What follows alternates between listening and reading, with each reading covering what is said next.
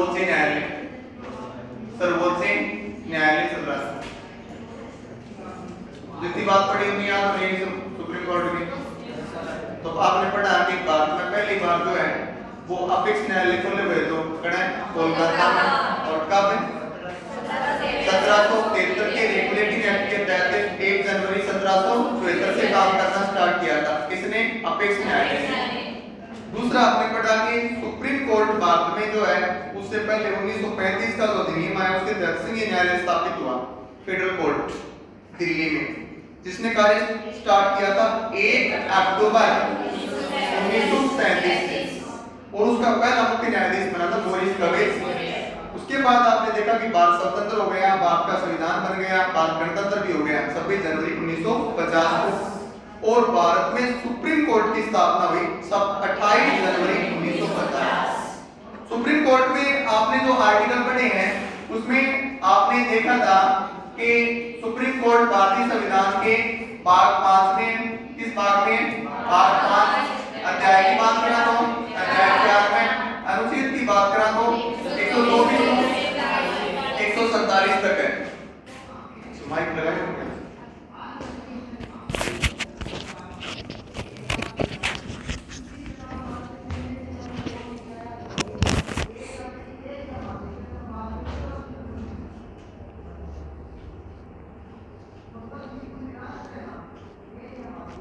तो आप बात कर रहा था सर्वोच्च न्यायालय सुप्रीम कोर्ट के, किसकी? Supreme court. आपने पढ़ा किस भाग में है? भाग 5 में है। अध्याय की बात करा तो अध्याय 4, अनुच्छेद की बात करा तो 124 से 147, और सुप्रीम कोर्ट भारत में स्थापित हो गया था 28 जनवरी 1950। इसके हमने कुछ आर्टिकल पढ़े थे, उनका एक बार 1 सेकंड रिवीजन कर लीजिए। सबसे पहला आपने जो अनुच्छेद देखा था वो था अनुच्छेद 124(1). 124(1) में है गठन। क्या है? गठन है। इसमें पढ़ा कि भारत के सुप्रीम कोर्ट में 7+1 टोटल 8 न्यायाधीश होंगे, और संसद समय समय पर न्यायाधीशों की संख्या में क्या करेगी? वृद्धि करेगी। इसके बाद में पढ़ा आपने अनुच्छेद 124(2) के बारे में। 2 में पढ़ा आपने नियुक्ति। 2 में क्या पढ़ा था? नियुक्ति पढ़ा था कि आपने पढ़ा सुप्रीम कोर्ट में न्यायाधीशों की जो नियुक्ति होती है वो राष्ट्रपति करता है। सुप्रीम कोर्ट में न्यायाधीशों की नियुक्ति कौन करे? राष्ट्रपति करे। अब मुख्य न्यायाधीश के लिए वो सिफारिश ले रहे कहेंगे सुप्रीम कोर्ट का अन्य न्यायाधीशों के और हाई कोर्ट के न्यायाधीशों के, और अन्य न्यायाधीशों की नियुक्ति राष्ट्रपति जो है वो सुप्रीम कोर्ट के मुख्य न्यायाधीश के परामर्श से करता है। वर्तमान में सुप्रीम कोर्ट में न्यायाधीशों की संख्या 33+1 बराबर 34 होगी। टोटल कितनी होगी? 34। अब दूसरा बात इसमें आपने ये देखा था कि जब स्टार्टिंग में 8 थे, अब 34 हो गया, और मुख्य न्यायाधीश कोई महिला बनी को नहीं अभी तक है। और इसमें दूसरा ये देखा था कि नियुक्ति के अंदर वरिष्ठता का क्रम देखा जाता है। क्या देखा जाता है? वरिष्ठता का क्रम। वरिष्ठता क्रम का 2 बार उल्लंघन हुआ था, 1973 में और 1977 में। तो आपने देखा कि सैलट, ग्रोवर और हेगड़े को छोड़ करके अजीतनाथ रे को बना दिया गया था 1973 में, और 1977 में HR खन्ना के स्थान पे MS बेग को बना दिया गया था। अब उसके बाद पढ़ा आपने 124(3). 124(3) में क्या थी? योग्यताएं थी। क्या थी? योग्यताओं में पढ़ा कि भारत का नागरिक होना चाहिए, 5 वर्ष तक हाई कोर्ट में न्यायाधीश रह चुका हो, 10 वर्ष तक हाई कोर्ट में वकालत कर चुका हो, या राष्ट्रपति की राय में पारंगत विधिवेता हो। ये आपने पढ़ा था 124(3) तक। इससे आगे पढ़ाया था क्या? नहीं हुआ। अब देखो इससे आगे कुछ फैक्ट और समझिए। जैसे अपन बात करें अनुच्छेद 124(6) के, अनुच्छेद 124(6), अनुच्छेद 124(6) जो है इसमें है शपथ। क्या है? शपथ है। किसकी? सुप्रीम कोर्ट में मुख्य न्यायाधीश और अन्य न्यायाधीशों की शपथ है। तो सुप्रीम कोर्ट का जो मुख्य न्यायाधीश होता है, मुख्य न्यायाधीश, इसको शपथ कौन दिलाता है? तो मुख्य न्यायाधीश को शपथ कौन दिलाएगा? राष्ट्रपति। इसको शपथ कौन दिलाएगा? राष्ट्रपति दिलाएगा। और ये शपथ लेता है संविधान की रक्षा की, शपथ लेता है। कौन है? मुख्य न्यायाधीश। तो नियुक्ति कौन करेगा? राष्ट्रपति। और शपथ भी कौन दिलाएगा? राष्ट्रपति दिलाएगा, जो अनुच्छेद 124(6) में इसका उल्लेख है। 124(1) में क्या था? गठन था। 124(2) में नियुक्ति थी। 124(3) में योग्यताएं थी। अब बात करेंगे 124(6) के बाद में 124(4) के बारे में। बीच में अपना एक आर्टिकल बचा हुआ है, वो देखिए, अनुच्छेद 124(4) के बारे में। अनुच्छेद 124(4) में बताया गया है कि सुप्रीम कोर्ट में जो न्यायाधीश होते हैं उनको हटाने की प्रक्रिया का उल्लेख है। हटाने की प्रक्रिया का उल्लेख, सुप्रीम कोर्ट में न्यायाधीशों को हटाने की प्रक्रिया का उल्लेख इसमें है। ये कॉन्सेप्ट सबसे इंपॉर्टेंट है, यहां से भी एक क्वेश्चन बनता है। अच्छा, तो आप एक बात तो ये ध्यान रखना कि भारतीय कानून व्यवस्था में या भारतीय संविधान में हटाने के लिए एक शब्द आता है महाभियोग, और महाभियोग शब्द का उल्लेख केवल और केवल राष्ट्रपति के लिए हुआ है। लेकिन भारतीय मीडिया कई बार सुप्रीम कोर्ट में न्यायाधीशों को हटाने की प्रक्रिया को भी क्या बोल देती है? महाभियोग बोल देती है। लेकिन संविधान में हटाने की जो प्रक्रिया है उसे महाभियोग नहीं कहा गया है। सुप्रीम कोर्ट के जो न्यायाधीश हैं, अन्य न्यायाधीश हो, चाहे मुख्य न्यायाधीश हो और चाहे हाई कोर्ट के न्यायाधीश हो, हटाने की जो प्रक्रिया है, हटाने की प्रक्रिया का उल्लेख 124(4) में है। और ऐसा सीधा क्वेश्चन आता है कि सुप्रीम कोर्ट में न्यायाधीशों को हटाने का अधिकार किसको है? तो आपको बताना है संसद को है। किसको है? संसद को। अधिकार किसको है? संसद को। क्वेश्चन आए कि सुप्रीम कोर्ट में या किसी राज्य के उच्च न्यायालय हाई कोर्ट में न्यायाधीशों को हटाने की प्रक्रिया कौन शुरू करेगा? संसद शुरू करेगा। संसद का कोई भी सदन हटाने की प्रक्रिया प्रारंभ कर सकता है। ये बात समझ रहे हो क्या आप आगे पढ़ रहे हैं? सुप्रीम कोर्ट में न्यायाधीशों को हटाने की प्रक्रिया पढ़ रहे हैं, और हटाने का अधिकार किसको है? संसद को है। हटाने का अधिकार किसको है? संसद को है। ये ध्यान रखना है। अब देखिए अगला जो क्वेश्चन बनेगा हटाने की प्रक्रिया में, कि मान लो कि हटाने की प्रक्रिया प्रारंभ करनी है किसको? संसद को प्रारंभ करनी है। तो संसद के 2 सदन हैं। संसद के कितने सदन हैं? 2 सदन हैं। एक का नाम क्या है? लोकसभा। एक सदन का नाम क्या है? लोकसभा है। और एक सदन का नाम है राज्यसभा। एक सदन का क्या नाम है? राज्यसभा। अब यहाँ पे जो अगला क्वेश्चन आ रहा है वो बहुत ही इंपॉर्टेंट रहने वाली ये बात है। काफी बार यहाँ पे ये पूछा जाता है, यदि सुप्रीम कोर्ट हो चाहे हाई कोर्ट हो, इसके जो न्यायाधीश हैं इनको हटाने का अधिकार केवल और केवल किसको है? संसद को है। संसद का कोई भी सदन ये हटाने की प्रक्रिया शुरू कर सकता है। मान लो हटाने की प्रक्रिया शुरू कर रहा है कौन? लोकसभा। लोकसभा हटाने की प्रक्रिया शुरू कर रहा है तो इसके मिनिमम 100 सदस्य चाहिए। कितने सदस्य? 100 सदस्य एक आरोप पत्र तैयार करेंगे कि न्यायाधीश ने क्या गलती की है, उसको लेकर के एक प्रपत्र तैयार करेंगे, आरोप पत्र तैयार करेंगे न्यायाधीशों को हटाने की प्रक्रिया का। कितने सदस्य? 100 सदस्य। किस सदन ने शुरू किया? लोकसभा ने। और ये लोकसभा के सदस्य वो आरोप पत्र सौंप देंगे लोकसभा अध्यक्ष को। किसको सौंप देंगे? लोकसभा अध्यक्ष को सौंप देंगे।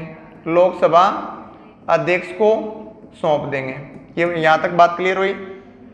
हम क्या पढ़ रहे हैं? न्यायाधीशों को हटाने की प्रक्रिया पढ़ रहे हैं। हटाने की प्रक्रिया कौन प्रारंभ करेगा? संसद करेगा। हटाने की प्रक्रिया कौन प्रारंभ करेगा? संसद। संसद का कोई भी सदन ये हटाने की प्रक्रिया प्रारंभ कर सकता है। और मान लीजिए कि हटाने की प्रक्रिया किसने प्रारंभ की है? लोकसभा ने। तो लोकसभा के मिनिमम कितने सदस्य? 100 सदस्य एक आरोप पत्र तैयार करके और किसको सौंप देंगे? लोकसभा अध्यक्ष को सौंप देंगे। अब लोकसभा अध्यक्ष क्या करेगा? लोकसभा अध्यक्ष 3 सदस्यों की एक कमेटी बनाएगा। कितने सदस्यों की? 3 सदस्यों की एक कमेटी बनाएगा। लोकसभा का सदस्य 3 सदस्यों की कमेटी बनाएगा। इस कमेटी में एक तो होगा उच्चतम न्यायालय का मुख्य न्यायाधीश या अन्य न्यायाधीश। उच्चतम न्यायालय का मुख्य या अन्य न्यायाधीश। मुख्य या अन्य न्यायाधीश इस कमेटी में होगा, ये अनिवार्य है। ये ऐसा इसलिए लिखा गया है कि बाय चांस मुख्य न्यायाधीश के विरुद्ध में महाभियोग प्रक्रिया शुरू की जा रही है तो अन्य न्यायाधीश को ले सकते हैं। दूसरा इस कमेटी में होगा, ये तो हो गया पहला सदस्य। दूसरा इस कमेटी में जो होगा वो होगा किसी हाई कोर्ट का मुख्य न्यायाधीश। कौन होगा?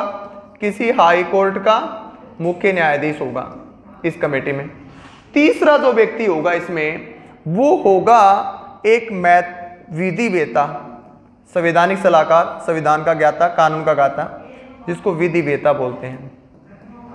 ये 3 लोगों की कमेटी बनेगी। प्रक्रिया कहां से स्टार्ट हुई थी? 124(4) में। किस में पढ़ रहे हैं अपन? 124(4) में। क्या पढ़ रहे हैं? न्यायाधीशों को हटाने की प्रक्रिया पढ़ रहे हैं। न्यायाधीशों को हटाने का अधिकार किसको है? संसद को है। कौन सा सदन है? कोई भी सदन। सबसे पहले बात करें लोकसभा की। यदि लोकसभा हटाने की प्रक्रिया शुरू कर रहा है तो लोकसभा कितने सदस्य चाहिए? 100 सदस्य एक आरोप पत्र तैयार करेंगे और वो किसको सौंप देंगे? लोकसभा अध्यक्ष को सौंप देंगे। और लोकसभा अध्यक्ष क्या करेगा? 3 सदस्यों की एक कमेटी बनाएगा और उस कमेटी में कौन कौन होंगे? सुप्रीम कोर्ट का मुख्य न्यायाधीश या अन्य न्यायाधीश, हाई कोर्ट का मुख्य न्यायाधीश और एक विधि वेता। ये तीनों लोग जांच करेंगे कि लगाया गया आरोप सही है या गलत है। अगर आरोप गलत पाया जाता है तो यहीं पे ये इस प्रक्रिया को रोक देंगे कि लगाया गया आरोप क्या है? गलत है। ये आगे जो न्यायाधीश है वो अपने पद पे बना रहेगा। इसका उल्टा होता है। उल्टा होने का मतलब ये कमेटी ऐसा बोलती है कि लगाया गया आरोप सही है तो ये आगे बढ़ेगी प्रक्रिया। अब आगे क्या बढ़ेगी? आगे ऐसे बढ़ेगी कि अब कह दिया गया लोकसभा के द्वारा कि लगाया गया आरोप क्या है? सही है। आरोप क्या है? सही है। तो अब वोटिंग होगी। लोकसभा में क्या होगी? वोटिंग होगी। अब वोटिंग 2 तरीके से पूर्ण होनी चाहिए। वोटिंग में 2 शर्तें रखी गई हैं, दोनों शर्त पूरी होनी चाहिए। जब वो आरोप लोकसभा में पारित माना जाएगा, वो आरोप जो उसके विरुद्ध में हटाने की प्रक्रिया का प्रस्ताव है वो पारित माना जाएगा। वोटिंग कैसे होनी चाहिए? वोटिंग ऐसे होनी चाहिए, कुल सदस्य संख्या का बहुमत, कुल सदस्य संख्या का बहुमत तथा मतदान करने वालों का विशेष बहुमत, तथा मतदान करने वालों का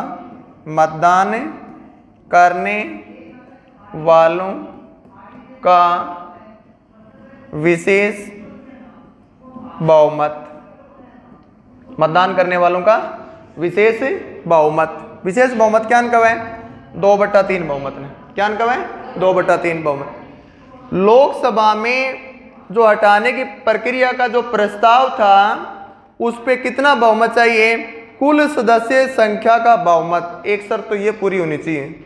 साथ में मतदान करने वालों का 2/3 मतलब विशेष बहुमत से प्रस्ताव पारित होगा तो फिर ये प्रस्ताव अगले सदन में आएगा। अगले सदन का मतलब हो गया ये प्रस्ताव कहाँ पे आएगा? राज्यसभा में आएगा। और राज्यसभा में डायरेक्ट इस प्रस्ताव पे वोटिंग होगी। क्या होगी? वोटिंग मतलब मतदान होगा। और मतदान में सेम ये शर्त पूरी होनी चाहिए कि यहाँ भी कुल सदस्य संख्या का बहुमत प्लस उपस्थित या मतदान करने वालों के 2/3 बहुमत से प्रस्ताव पारित होना चाहिए। ये बातें किन किन के समझ में आ गई हैं?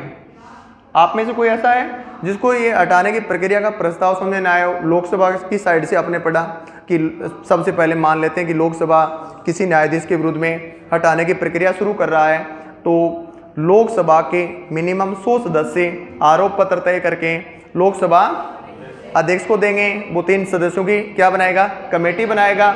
और उस कमेटी में कौन कौन होंगे? सुप्रीम कोर्ट का मुख्य न्यायाधीश या अन्य न्यायाधीश होगा, दूसरा हाई कोर्ट का मुख्य न्यायाधीश और तीसरा कोई विधि वेता होगा। अब वो कमेटी कहती है लगाया गया आरोप सही है तो बाद में उस सदन में लोकसभा में क्या होगी? वोटिंग होगी। वोटिंग कैसे होनी चाहिए? कुल सदस्य संख्या का बहुमत प्लस उपस्थित या मतदान करने वालों के 2/3 बहुमत से प्रस्ताव पारित होने के बाद वो प्रस्ताव कहाँ जाएगा? राज्यसभा में। और राज्यसभा में भी कुल सदस्य संख्या का बहुमत प्लस उपस्थित या मतदान करने वालों के 2/3 बहुमत से प्रस्ताव पारित होना चाहिए। उसके बाद वो न्यायाधीश हटा हुआ माना जाएगा। ये बात क्लियर हो गई। अब इसका उल्टा देखें, दूसरा पार्ट इसका और देखें यहाँ पे, तो आपने पहले देखा कि हटाने की प्रक्रिया किसने स्टार्ट की थी? लोकसभा ने। अब मान लेते हैं कि हटाने की प्रक्रिया जो है वो राज्यसभा शुरू कर रहा है। कौन शुरू कर रहा है? राज्यसभा। तो राज्यसभा के लिए मिनिमम 50 सदस्य चाहिए। राज्यसभा के लिए क्या चाहिए? 50 सदस्य चाहिए। कितने?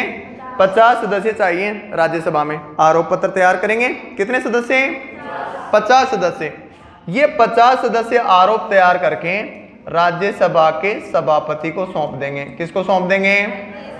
राज्यसभा के सभापति को सौंप देंगे। अब सभापति भी 3 सदस्यों की कमेटी बनाएगा और वो कमेटी में सेम यही होंगे। पहला कौन है? सुप्रीम कोर्ट का मुख्य न्यायाधीश या अन्य न्यायाधीश। दूसरा हाई कोर्ट का मुख्य न्यायाधीश इस कमेटी में हो सकता है। और तीसरा इसमें एक विधि वेता। ये कमेटी क्या करेगी? ये कमेटी वैसे ही जांच करेगी, लगाए गए आरोप को देखेगी कि सही है या गलत है। अगर आरोप सही पाया गया तो अब यहाँ पे मतदान होगा। पहले यहाँ मतदान इस बार यहाँ होगा और यहाँ मतदान होने के लिए कुल सदस्य संख्या का बहुमत प्लस उपस्थित या मतदान करने वालों के 2/3 बहुमत से प्रस्ताव पारित होना चाहिए। इधर प्रस्ताव पारित हो जाता है तो फिर प्रक्रिया कहाँ आएगी? लोकसभा में। यहाँ पे डायरेक्ट वोटिंग होगी। तो ये हमने सुप्रीम कोर्ट में न्यायाधीशों को हटाने की प्रक्रिया के बारे में समझा आपने। अनुच्छेद 124(4) में क्या है? हटाने की प्रक्रिया है और हटाने का अधिकार किसको है? संसद को है। और दूसरा आपने देखा इसमें कि सबसे पहले अगर लोकसभा लेके आ रहा है तो उसके मिनिमम कितने सदस्य? 100 सदस्य। और राज्यसभा के लेके आ रहे हैं तो 50 सदस्य। और इसमें 3-3 सदस्यों की कमेटी बनेगी और उस कमेटी में सुप्रीम कोर्ट का मुख्य न्यायाधीश या अन्य न्यायाधीश प्लस हाई कोर्ट का मुख्य न्यायाधीश प्लस एक विधि वेता होना चाहिए। ये बात सभी के समझ में आ गई। अब है क्या ऐसा कोई जो महाभियोग की प्रक्रिया बोलें या हटाने की प्रक्रिया बोलें जो आपके समझ में ना आई हो? सभी के आ गई ना? कोई डाउट किसी को? अब इसको नोट कर लीजिए।